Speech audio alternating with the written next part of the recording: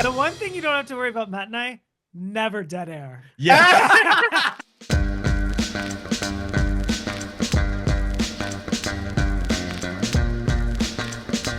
3, 2. Hi, everybody, and welcome to Netflix and Phil. My name is Phil, of course, but today I am so excited to have two very special guests. They always do exquisite, just amazing introductions of all of their guests on their podcast. So I was beating up my brain thinking, how am I going to do this? How am I going to do this? And all I did was just look at their website. Their introduction on their website is great. So I'm going to be doing a dramatic reading of their intro on their website. Happy Horror Time. Two podcast hosts who are off the wall gay guys who love scary movies. They discuss recently released horror films and interview horror stars and insiders. They're unpolished, unscripted, and a ton of fun. Here are my guests on what is my 50th episode of Netflix and Phil. First off, we have a lover of Friday the 13th, Tim Murdock, and also a lover of John Carpenter's Halloween, Matt Emert. Welcome to the show. Wow. You nailed it. Oh, I'm so honored. I felt like I Demi Moore at the Oscars. Fingers crossed. Fingers crossed. You know Yes. something funny, Phil, is that we wrote that intro like when we first started. So it's been years since I'm like, oh my God, we called ourselves Off the Wall. Matt writes everything. He's a fantastic writer. When I write, Matt has to redo it. But it's just so funny that you read that. I got like all nervous when he's like, I'm going to read what's on your website. I was like, oh shit, we haven't revisited that in years. Good job, No, Matt. does it still apply? Are we off the wall No, gay guys? I think it's amazing because honestly, I was like, gosh, I want to really wow them with a great intro because again, I'll repeat, you guys get, because all of your guests, after you introduce them, they're like, wow. So the way you craft those intros are great. And so I was like, oh gosh, what am I going to write? What am I going to write? And then I just looked at your website, happyhorrortime.com, by the way. The intro on there is perfect. So Okay, good. Oh God. Matt is a great writer. Well, thank you, but I'm just like two off the wall gay Your guys. delivery was fantastic. Oh, 10 out of 10, Phil. 10 out of 10. Well, thank you. I appreciate that. I really appreciate that coming from you because I'll just get into it. So my first introduction to you both, YouTube, I'm a hobbyist and trying to leverage podcasting, and you both have become pretty much something that I aspire to because what you do and how I became introduced to you was I would be scrolling through and occasionally I would come across these interviews of the hottest men I had crushes on in the 80s who were in all of these horror films. And I'm like, wait, they're interviewing Peter Barton? Wait, they're interviewing Russell Todd from all of these iconic roles from Friday the 13th and so on. And I'm like, who are these guys? And so, of course, I subscribed and have followed all of your content, and you do such amazing work. So I first of all wanted to thank you. How do you retain your guests? Like, what process do you go through, and how do you get guests on your show, Happy Horror Time?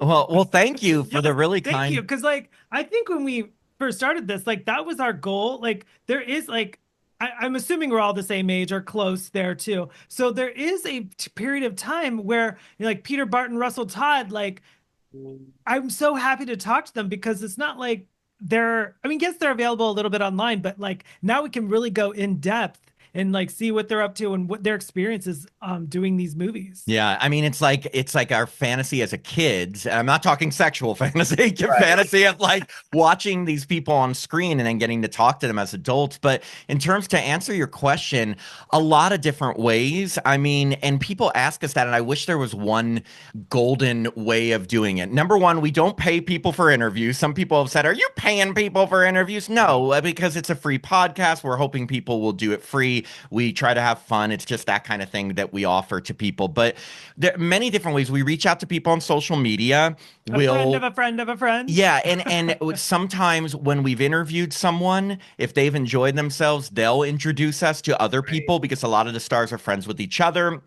Sometimes we've had listeners who know people in the industry say, "Hey, We we love enjoy." that. They're like, "Hey, I'm friends with so and so," and we're like, "Yeah." Yeah, they're like, "We enjoy your podcast. Do you want to interview this person?" We're like, of course." A lot of times it's just networking and really, contacting them and following up. It's never easy. I'm not going to pretend that it's like we just send an email and they're like, "Yes." Like, it usually takes a few emails. Like, we tell them the things that we like, we explain the format. So it's not easy, but it's just a whole networking process. And the more interviews we do, I feel like the more opportunities we've gotten. Well, and it's a testament to your professionalism because over the years, how many episodes have you done, by the way? We're at 243, I think. And then bonus content, 67. 60 something. Yeah, Yeah. yeah. So I guess combined it's like 300 episodes. Yeah. And what I want to say or again applaud you for is that every interview is so consistent, and I think your guests feel really safe on your podcast because there's really no surprises, etc. And I think they feel in capable hands when they're appearing on your shows because I do see some podcasters that throw out weird questions, etc. And you guys are just inspiring as to how you treat your guests and create such what I consider valuable content. So I just wanted to say I appreciated that. Thank Um, you. how did this podcast evolve? I mean, I guess my question is how did you both cross paths?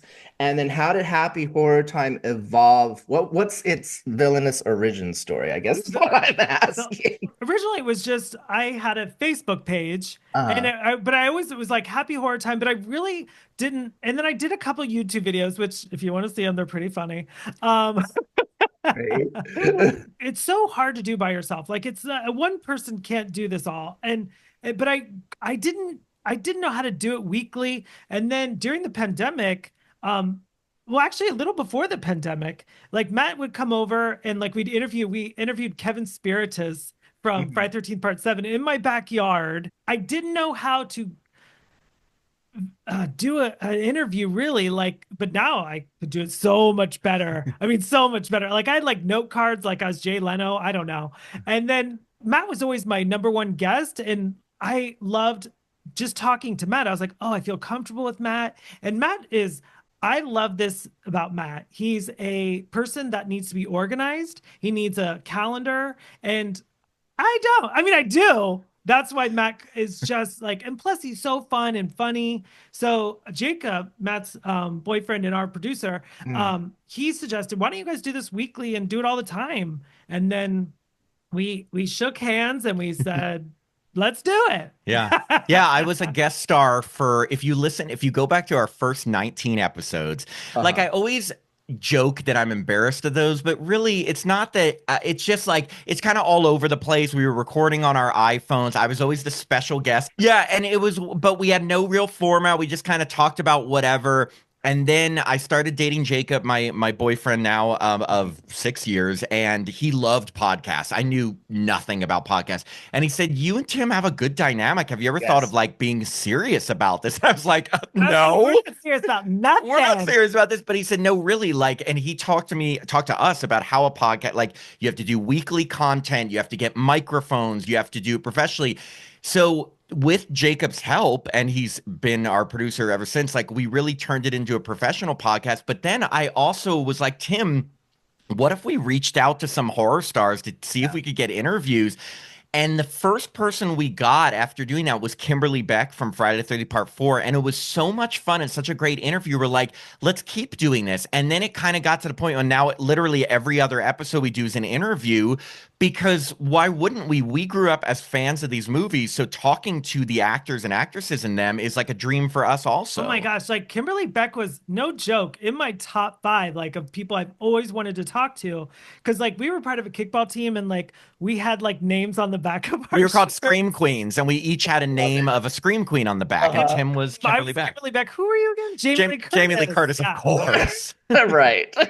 So Yeah, That so it all kind of came together. But again, like, and then we started interviewing other people, and then we started getting to talk to like even bigger people like Kevin Williamson and Devin Sawa and Jerry O'Connell randomly, and like we're like, hey, this could be like something, let's keep doing it. And then most recently, just a couple weeks ago, we brought on a new team member, a co-producer, Jacob's best friend Paris, who is helping us transition into video, and now we're going to be releasing video of all of our episodes. which Which is is wonderful. Go ahead, Tim. I'm no, I sorry. was gonna say, did you start with video first? Well, so my very simple beginnings, I mean, you talk about yours, talk about embarrassed. I like one of my first few episodes, it's just me, and I'm like reviewing, hence my title, Netflix and Phil. I'm reviewing current Netflix content at the time. And one of them, I do a review of what's the Stephen King novella, I think that they did a motion picture of. I think it's on Gerald's Game? It? Yes. Oh, I said that because I saw it on your web. You I saw it. probably Yeah. saw it, and it opens with me in drag chained to the bed. And after that wasn't successful, I decided, I decided I kind of like you began to recognize because I realize you're in LA, which makes it probably that much easier to network and find people to interview. I'm a neighbor in Las Vegas, but I'm an actor, improviser, and I know you both have backgrounds in that art form, et cetera, as far as writing, acting, and studying. People that I know have ended up on Netflix shows or horror ventures themselves. So I was like, well, it's kind of boring with just me. So who can I invite on? So yeah, it kind of happened organically. Cool. And then I saw that you ventured out into now interviewing people from the show The Circle. What got you to Yes. do that? Well, to be perfectly honest, it's because I've auditioned to be on it countless oh times. my gosh. So, do you know Erin Tomasello? Of course, I follow her, and that poor woman, I always DM her, and I'm like, "Hey, I mean, we both know Erin Yes, we Tomasello. do. I Tim's closer adore with her. Erin." And I got a little bit far along with a preliminary audition a couple of years ago. I think it was right during the pandemic, just before seasons 6 and 7 came out.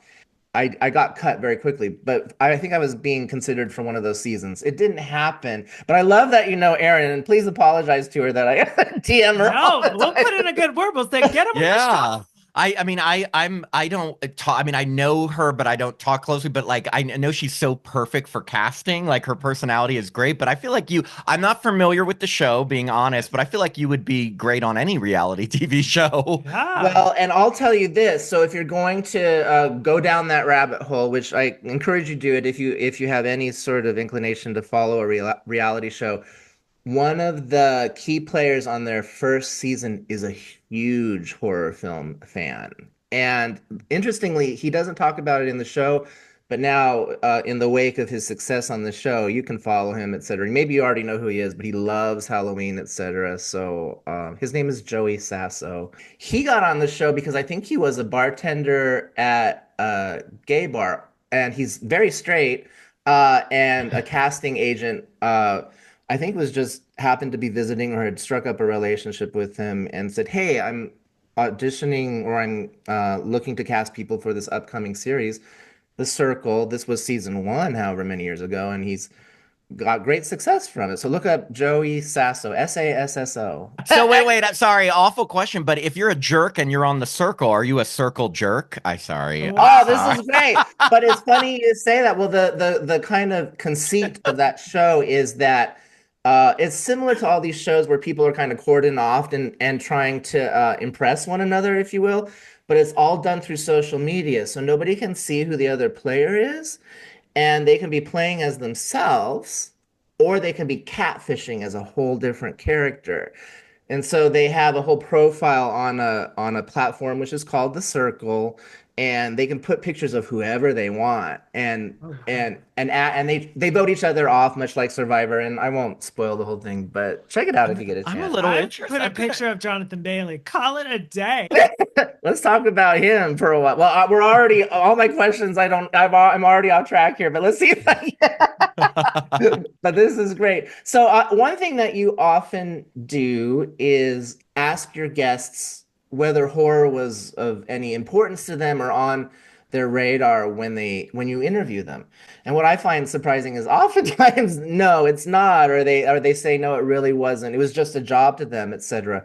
But I kind of want to switch it up here and ask you, what was your beginning with horror? When did it become so important to you, and at what point in your life, and what was it exactly that turned you on to horror? I was so lucky to grow up in the 80s, and like that was when it was prime time. And so there would be commercials on TV. When you go into the movies, there'd be these huge posters. And I always just thought my older brother got to go, and I always thought it was so forbidden. Like I was like, ooh, this is like this genre that I can't see, but I really, really wanted to. And I thought hanging out with my older brother, like like that would be my ticket in to just be around it. So I just growing up, I think the turning point for me was probably like when I was like 9. I was at the library and my mom and I begged her to get Friday the 13th on VHS, and I watched it, and then of course I had to see part 2, 3, 4, 5. So I think that was the turning point, going to the library and getting the VHS of Friday 13th, because I was like, this is so like it was like gold to me. I was like, this is amazing. And plus it That's was a who done it. It was a like we don't know who's doing the killing. So when it was Mrs. Voorhees, spoiler alert. Oh my God. yeah. No. When it was Betsy Palmer, I was just like, whatever this is, I need more of it. The interesting thing is that because I know Tim, you're a big fan of Friday the 13th and Matt Halloween, but it is interesting how they're so iconic, but the differences where Friday the 13th is essentially a whodunit, and Halloween we know pretty much who the killer is the whole time, and so they are. So let's switch it over to you, Matt. I ask you the same question: how did horror films get on your radar? The two films that had the biggest impact on me. I mean, the first shocker, I've told the story, is Halloween. I grew up in like late 80s, early 90s. I'm just a few years younger than Tim, but so I started horror around then, but I was lucky enough that my mom was a horror movie fan. Oh, great. So when I was 11, she said that Halloween was on TV, and she said, this movie is on TV. It's a scary movie you want to watch. And I watched it, and I became like, from the second the music started to all the scenes with him just watching the girls and showing up like behind the bushes, outside, in the backyard, I was terrified. And everything about that movie stuck with me, the mask, the whole movie. And I became obsessed with that series, rented all the sequels, just everything was about Halloween. Started doing like a haunted house at my house and dressing as Michael Myers. Everything was about the original Halloween. Great. And that was like my entire childhood, which got me into other horror movies. And then when I was 17, Scream came out, which, Kevin Williamson being such a fan of Halloween, you literally have the movie Halloween in Scream. And you could tell that Halloween factored in his mind Hmm. as the writer of that movie. And watching it as a fan of Halloween, I loved it because it was a masked killer. It had that same sort of suspense with, of course, the meta humor stuff. It's made for us. Yeah, it was made Yes. for us. I was the exact age of the teenagers in that movie, and then I became obsessed with Scream and all the sequels. And so that is when it became on my radar. But Halloween is the original one for me that just shaped everything, like in my entire life, to be You honest. mean As because funny as Michael it is. Myers, the shape? The shape. Yes, he shaped it for me. That's true. And similarly, I would have to say I was exposed to it, if you will, at a very young age. But interestingly, I was terrified of these films when I was younger, and it was my dad who was such a huge fan, and he would host parties. He was an attorney, and he would invite his lawyer friends and their wives over, and this was when Halloween had a rotation on HBO, and I think he bootlegged it off onto a Betamax tape. And he's like, "Everybody, come over! You got to see this." And he would put on the Betamax of it and show that very first scene where he butchers his sister. And I was like 7, 8, whatever, and I would be seeing this scene when I was so young, and it kind of like, I guess there was some trauma, is what I'm trying to say. Yeah. I mean, it sticks with you, right? I mean, like those kind of things, they stick with you. Whatever you see as a kid, Yeah. and whether you were scared or it just left some sort of imprint on you, it goes with you into your adult life, and you have that nostalgia Yeah. factor. Oh my gosh. Like the beta selection at the tiny mom and pop video store in my Right. town Yeah. will be forever ingrained in my skull because even it was called Five Star Video. It's Love it. gone. But when Ooh. we pulled up, I was so excited. Like, I mean, nothing made me more excited than going to Five Star Video. We had Video Flicks. It was called Video Flicks. And I used to always go, I can still in my mind remember where the horror section was. And I would always go and see all the Halloween movies lined up in order. And again, I'd seen them over and over, but I'd always go right to those movies. It's so funny, you Those know? VHS boxes, the artwork were just The amazing. best. That's really That's cool. I love that he fantastic. Yeah. invited lawyer friends and their Yes. wives over to watch Halloween. That's But amazing. like watching a beta movie, my whole family like gathered and like we're gonna watch Down and Out in Beverly Hills. We're like, wow. Down and out in Beverly Hills.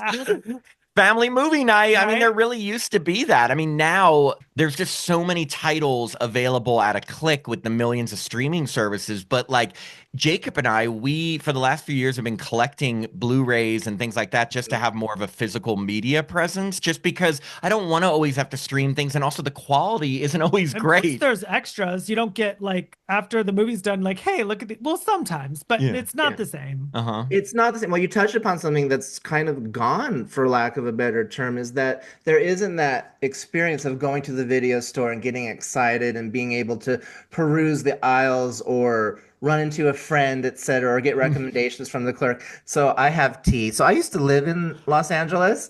I used to work at Video West. Do you guys know of it? Yes. Yes. I Quite know fans from familiar. there, yeah. Quite familiar with Video West. Do you know I- do you know I- Armando? Maybe, I don't know. We're he talking worked years. there. We're talking years and years ago. So I wasn't at the West Hollywood location. I was at the one in the Valley, but I worked Oh. there for like 4 years. I didn't know there was a second I didn't location. either. Yeah. So if you went over the hill, it was on Ventura and of course I'm forgetting the cross street, but it was in a little strip mall, and I was there for several years.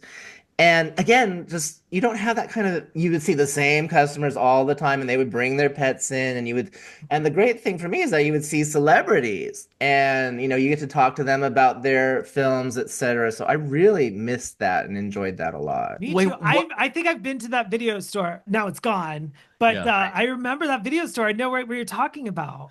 Wait, what what? celebrities came in? So I was about to tell you. I know, that's what I wanna and know. You've interviewed her before, and I would love to have her on. I met Tuesday night there Oh, from Yes. NOES Part 4. So delightful. And honestly, and I'm sure you experienced this in LA, but more often than not, people would come in and they would be lovely, but sometimes you would get a hand that weren't so lovely.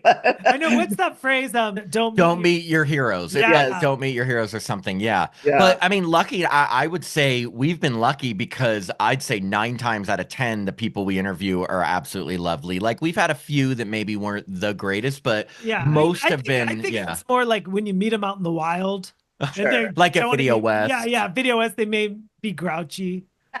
Tuesday night that was one of our earlier interviews, but she was so nice and she was also very honest. Like we love when the person is just like, look, these movies were years and years ago. I don't need to hold anything back and like just tell you really how it is because sometimes we talk to people and you can tell they're very media trained and they're giving Right. those kind of polished answers, which is great also, but we love when it's just unfiltered and they're like, okay, let me tell you what really happened.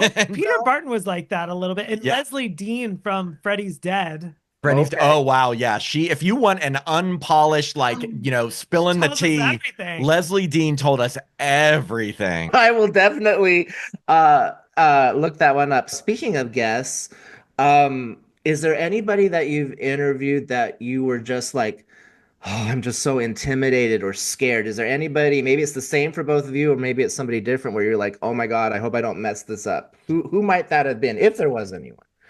Well, this is a compliment to Matt. Like because he's sitting right next to me, I feel like we could take on anybody. Yes. Oh, That's great. Well, but I feel the same with Tim because Tim, the reason why I feel like our dynamic works so well is that like neither one of us is going to leave the other one hanging. Like we can sense if someone's either struggling or needs some help or someone to jump in.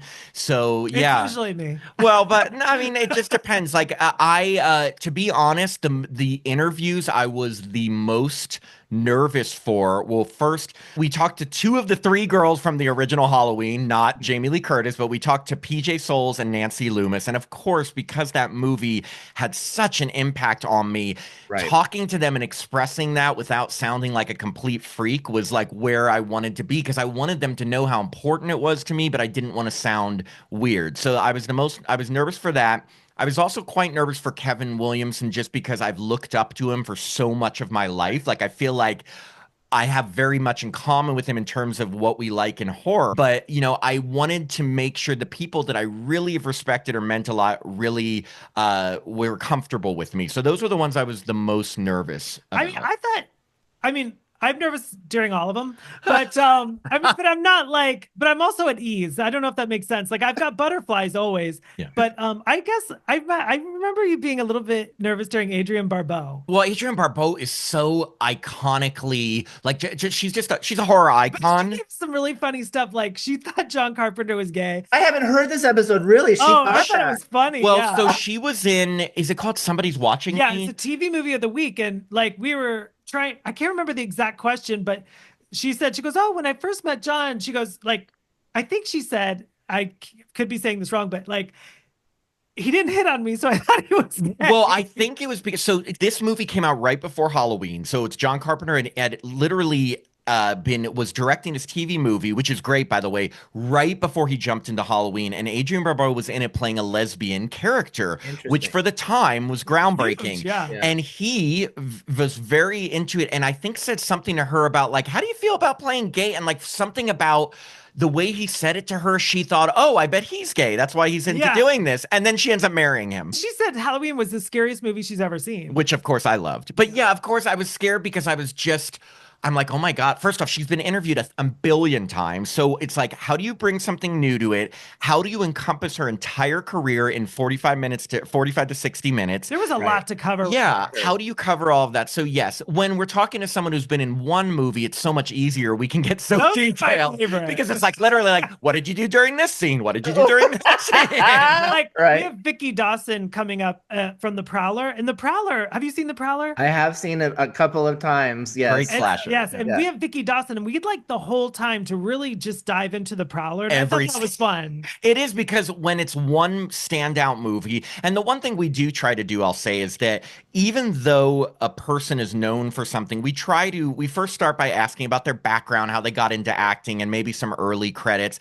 and then try to talk about if they've returned to some sort of horror presently, so that when we were talking to Amanda Wyss from A Nightmare on Elm Street, of course we spent a good deal of time on that, but we also talked about she did a more recent horror movie called The Id, which not as known, but was an incredible performance of hers that she didn't get to talk about a lot. So we try to cover things that we know are going to also make them happy to talk about too, not just recycle the same stuff. Because they've had to talk about these movies for like 40 years. Exactly, yeah. And oftentimes they are doing other projects, which, like you said, I'm sure they would love to tell people about, etc.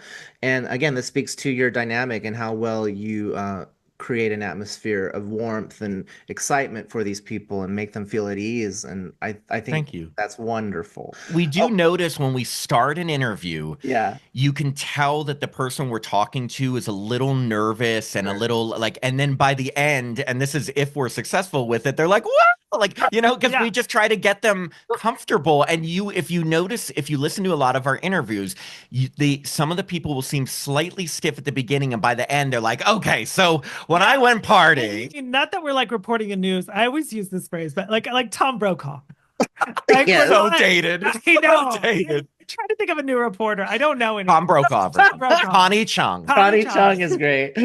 So, like, I think it kind of starts off like that. Like, did you go? Like, we try to eliminate that and make it conversational, like right off the bat. Because of course they don't know us, so they could be like, "Oh God, are these going to be weirdos? Are they going to be?" They don't know. So we try to get them comfortable, so that by the end they're comfortable, they're having a good time, and they don't feel like they wasted an hour of their Sunday with us. Absolutely. Well, you have a great format, and I think what sets them up for success is, like I said earlier, your interviews, they rarely deviate from the same series of questions each time. So they kind of of know what to expect, and you don't give them anything out of left field. So that's what I think is wonderful. And if it goes off topic, it goes off topic. We do try to throw in, I don't know if you've heard like a quiz, either it's about Yes. them rating their two biggest horror movies against each other or talking about different cast members and like which one is this, which one is that, just because it's like a fun way to get answers to questions without being like, what was it like working with this person? Which movie do you like better? And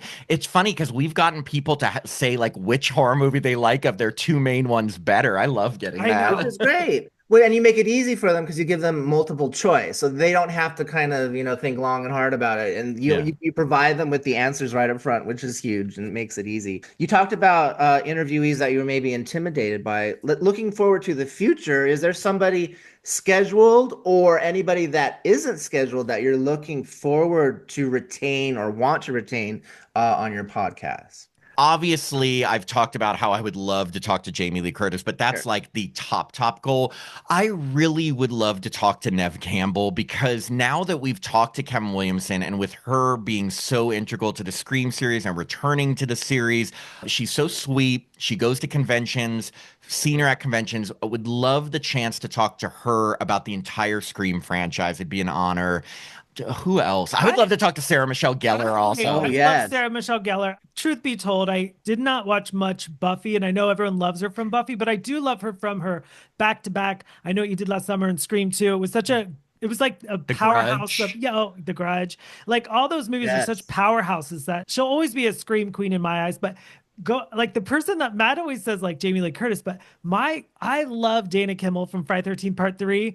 And surprisingly she doesn't go to many conventions, and so I would love to get her. Phil, we have tried, like, and I know, and because I know it's so important to Tim, I have tried my hardest to find her because we've been lucky enough when it comes to Friday the 13th. I know how important it is to Tim, and don't get me wrong, I love the series too, but we've talked to final girls from I'd say 60 to 70% of the movies. Like we had Adrienne King, we had Amy Steele, we had Kimberly Beck, we had Melanie Kinnaman. So it's like we haven't gotten Dana Kimmel, and it's like Tim's favorite. And we've been Someday. trying, but she's not on social media. So if anyone out there knows Dana Kimmel, Who gets that? But actually, this provides us a great segue because, as you stated, you have interviewed a lot of final girls from these horror slashers.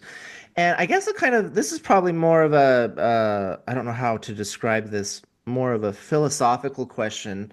Um, why do we honor and respect and love these characters so much, specifically final girls? What is it about them or those women that you just mentioned that we just celebrate them so much? And I have my theories about it. And I also I don't know if you can really speak to this, but why, I guess there's books written, etc., about why sometimes people in the LGBTQ community gravitate toward horror films. What that means to you, the final girl, etc., all these tropes we're so familiar with in horror movies. I think it's because they're literally the final girl. Like they walk into a house, everyone's dead. They have to fight or flight and Uh-huh. survive. And like as a soap lover, what is more dramatic than everyone being dead and a Yes, killer coming after you and right. you surviving it and thriving? So it's True. like and thriving. Who am I? Um you're thriving. I'm thriving. No, so I feel like nothing is more dramatic, and you can watch it over and over because at the end you know that the final girl is literally the last one standing, and Yeah. this horrible person or with a mask on is going to be defeated. So I don't know if that will ever not be entertaining to me.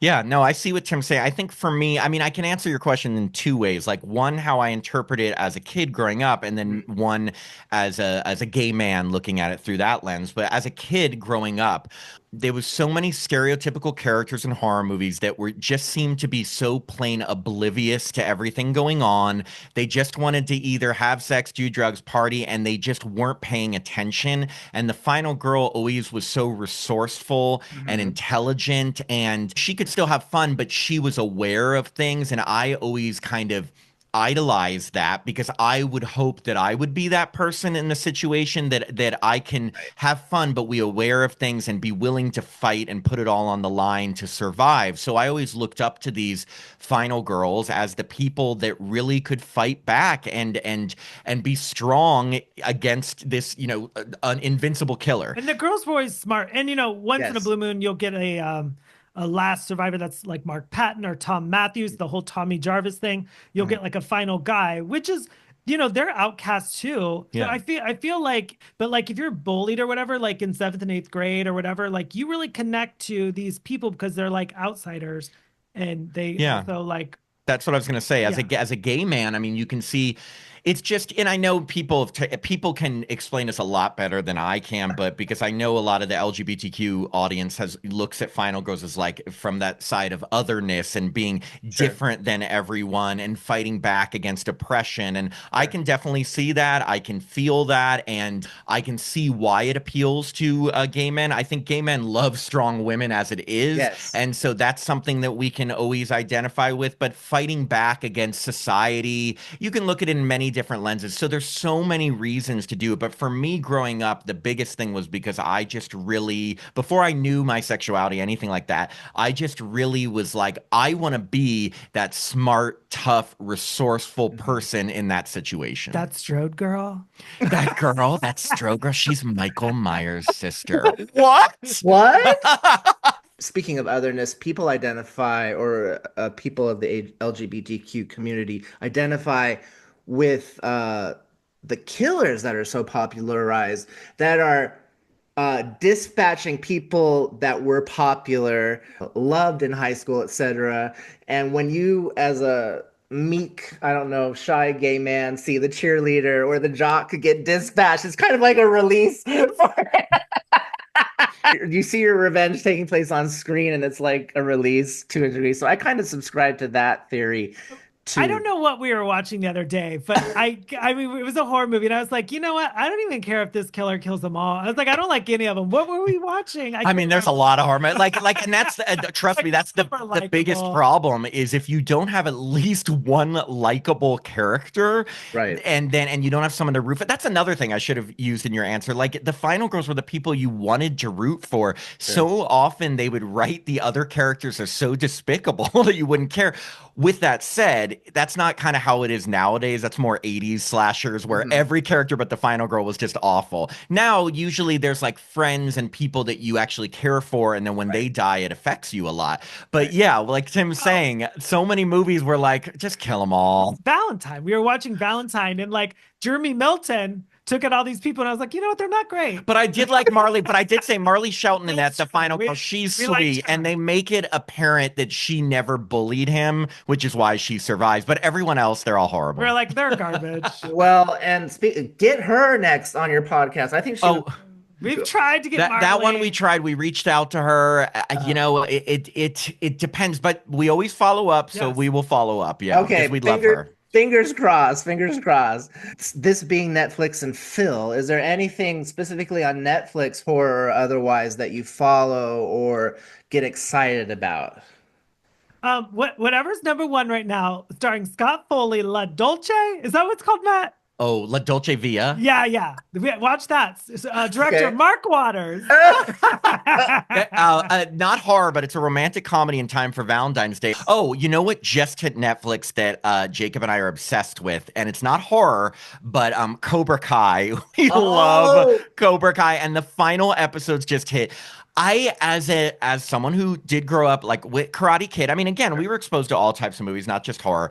Loved the Karate Kid series. When they brought back Cobra Kai, I was resistant to watch because I'm like, how are they going to do that? And then it is so, you get into it so easily and it's well done. So many likable characters. They bring back all the people from the series. I did watch the Elizabeth Shue episode, but I can't commit to that show. Love it. Oh, well, embarrassingly, it's kind of a blind spot for me because I love the Karate Kid, etc. And what is amazing about that show is that they do get everybody back from the original films, which is so amazing to me. And it's gone like 5, 6 seasons. How long? This is the sixth season, and it's ending. And I understand because the teenagers are like about to graduate high school, so they can't keep him anymore. But I'm kind of sad. But apparently, Ralph Macchio's in a new Karate Kid movie where he's like it's mending the universes with Jackie Chan from the new right. one. I saw a trailer recently. But where's Hilary Swank, Tim? Yes, the next Karate Kid.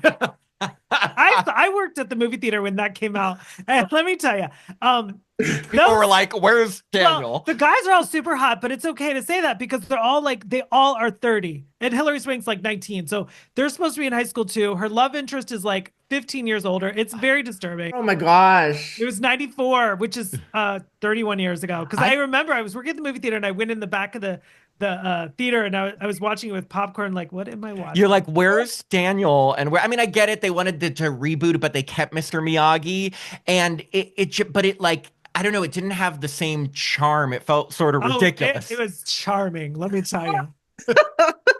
These might be a challenge for you. First, I'm going to direct this one at Tim. You are allowed 5 to 7 words that describe your fascination with Friday the 13th. A 5 to 7 word statement only. Friday the 13th is There's 4. We're counting. There's 4. We're counting. We're counting. the best ever. Yes! Okay, you won. Good. There it is.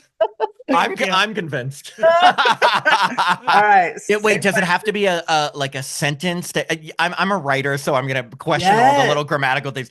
Does it have to be a complete sentence? Can it be like you want a comma in there? No, you it want could just be words.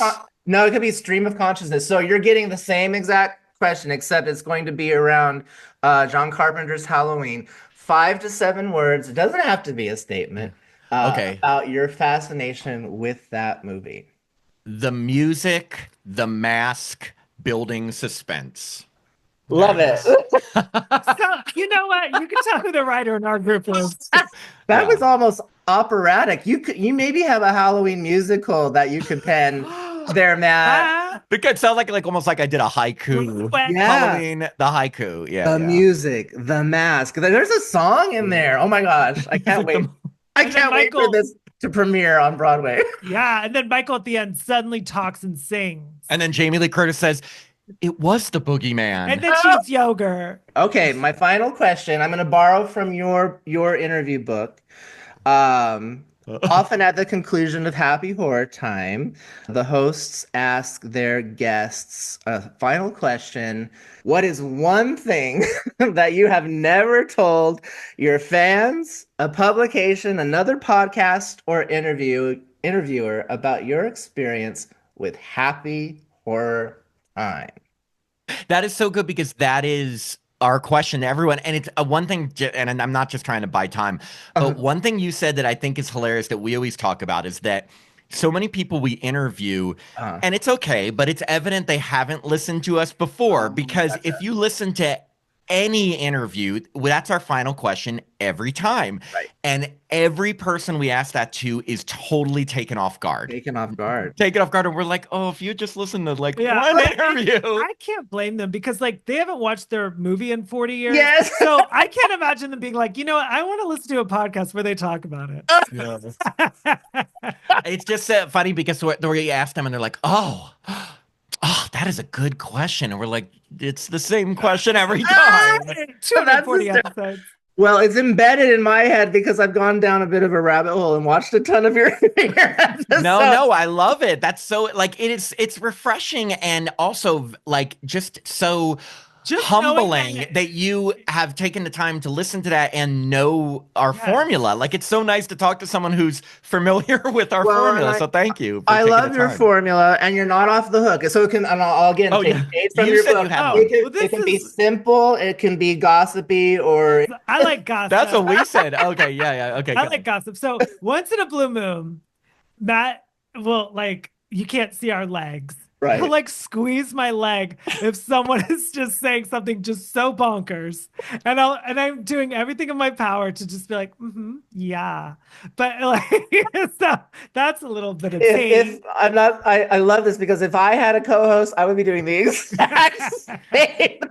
I've even to expand on that, I've even when we're on Zoom pulled up the Notepad app and written something to Tim like, "Oh my God," or "What is this?" And Tim is like, Tim I'm not wants a to be great actor. focused. I'm not a great actor, Uh, so I have to really, really pull it together to be like focusing on the person that we're talking to while Matt's writing some nuts or squeezing my leg. this is True. great though, and now that you're on video, there's less of that. You're gonna have to be really kind of Yes. Oh my under the God. radar. You know, I thought you were going to ask related to horror versus the podcast. Can I tell you something that I've never said on the Of podcast course. related to how much I love Yeah, Halloween and by all means, something yeah, I there's no did? rules, no I rules. don't even know if Tim knows this. This is crazy, or you may know a little bit, but I don't know. It was too much to talk about myself. I didn't. Okay, I was so obsessed with Halloween when I was in college. After H2O came out, I wanted to write the next Halloween movie. And I decided I came up with like what I thought was a treatment idea Yeah. for a what would have been in place of Halloween Resurrection. And it was like Jamie Lee Curtis and her son, Josh Hartnett, going back to Haddonfield. And she was like trying to get over her trauma from Michael Myers, even though he was supposedly dead, and going back to Haddonfield. And I wrote a whole treatment. And I actually sought out Trancas Films, got a phone number for them, and got Great. an address and sent them a printed out treatment for the film. And I sent it on FedEx so it would arrive on Halloween of Wow. 2001. Um, and I thought I was going to be the next writer of Halloween. What I happened? didn't hear back. Interesting. You know, I was a nobody. I was a college student who loved it. But like, so when we talk to people, like we've talked to Daniel Farrens, who wrote Part Six, or Jeffrey Reddick, and all these people who grew up loving horror movies and are like, I'm going to write them. It's like, I want to say, I was you guys. I just never got there. But so I did that. I remember postmarking it so that it would arrive in LA. I was going to school in Boston. My treatment with my ideas, and it was in like a folder. I have never talked about that because, you know, well, it didn't go anywhere. And But still, you made come in. well, You wrote Come In. we Yes, did do a short film absolutely. that I Yeah. Talk wrote. about that a little bit. Talk about Come So In. so we came up with we like before the podcast, we were just like we'd love to do. We both had always wanted to make a horror movie. Making a feature film is way too hard, so we decided to come up with like an idea for a short film. So we came up with this idea, and then I wrote it and directed it, and Tim starred in it. And it is an LGBTQ slasher with homages to those 80s slashers about like a killer using an app, which we can all identify with to target I'm victims. currently on no app. Yeah, Tim is giving him up. But it's 15 minutes long. It like we have a masked killer. You'll definitely see the homages, especially to Halloween. But like we put it in, it actually got in a bunch of film festivals. It was so much And fun. We got to like go to New York, and yeah, where else did we go? we went to Ohio, we went to New York, we went to Sacramento. Sacramento. Yeah, so we put it in horror and LGBTQ film festivals, and it's on our YouTube channel. So if you go to youtube.com/happy horror time and search Come In, you can watch our short film. It's only 15 It's minutes. so much fun. Yeah, If I watch it on a big screen and watch it in the dark. and watch it with the sound up, just like you would a horror movie, so you can Okay. get that feeling. Like you don't want to watch on your laptop, Yeah, you don't know? watch it on your Gotcha. iPhone. Yeah. I mean, Tim is the star. I have a supporting role, and we have some other friends in it. But it was fun, and we took it really seriously. Like it wasn't. Like, we really like had a crew We and call everything. favors to make it as best as we could. All our favors. Well, I want to conclude with this because, and I'll just say this, never say never. With your connections and your creativity and experience, don't be surprised if you find yourself writing or appearing in something that's mainstream related to horror. I think that's somewhere in the future for you all. Oh, well, I no, think that that's means gonna, a lot. That means that's a lot. I mean, that would be like a dream. You know, I mean, we've gone from like this podcast and doing it is so much fun, even though it takes a ton of time. Like Tim and I talk about, we're so lucky to do this because we would watch horror movies and talk about them anyway, but now we get to do it on a platform for people and talk to these stars that we've loved I growing think up. when we talked to Jacob and Paris and like Matt, and like we're all sitting together, I was like, it doesn't seem like work. I mean, like once in a blue moon, it does when you don't know how to upload something or do something. You're like, what is that? But it is so much fun because like even we just watched American Werewolf in London. Matt has never seen it. I'd But never you're seen kidding. it. so wow. excited to see it with Matt because I Yeah. wanted to hear his opinion. So it's just fun. Like it's just a fun thing to do consistently every week. And to be honest, Phil, this hour with you has totally like reinvigorated my love for doing it. Like hearing you appreciate what we do so much, it's moving because sometimes we'll get comments on social media like, oh, thanks, they're a great episode, but like to hear your appreciation for what we do really means a lot. Thank you. Well, and you're kind to say that, and I'm totally honest. And the great thing that you do with your viewers and followers is that, like when I leave comments, you engage with them, and you're so receptive, and you were so receptive to meet with me today. So I'm just so grateful for your time and energy. And this is probably not the end. We'll probably cross paths again somewhere in the future. But I wanted to thank you for your time. And just before we go, please share with my viewers how they can find you, YouTube or otherwise. What sites or apps do they need to go to? So Tender. yeah, Grindr. If you want to Tinder and date Grindr. Tim, so our website is happyhorrortime.com, happy and horror and time, Yeah. but we're on Facebook, Instagram, X, Blue Sky, and TikTok. You just Wow. search at Happy Horror Time. And we're also on YouTube, and that's what we're really pushing now because it's youtube.com/Happy Horror Time. Because again, as of literally 2 weeks ago, we're now releasing video with all our movie reviews and our interviews. So it's not just listening. You can still listen on all the podcast platforms, but we're on Pandora, Spotify, Apple Podcasts, but YouTube is where you can watch the episodes and you can see me grab Tim's leg. Yeah. That's something you can't No, see. that we will never show. It'll always be under the line of camera, wherever it is. Yeah. Well, you've reminded me that something I need to do is that one of my last guests said, encourage your viewers to like and subscribe, and I always forget. So please like and subscribe, leave a comment below. Again, thank you so much. Happy Horror Time, Tim and Matt. It's been such a joy having you today. That's it for my 50th episode of Happy Netflix. 50th! Yeah! Congratulations! Totally. I love it. Only two. All right, don't go anywhere. I'm going to pause recording, but thank you both, gentlemen. It was such a great time. A happy horror time. Bye. Bye.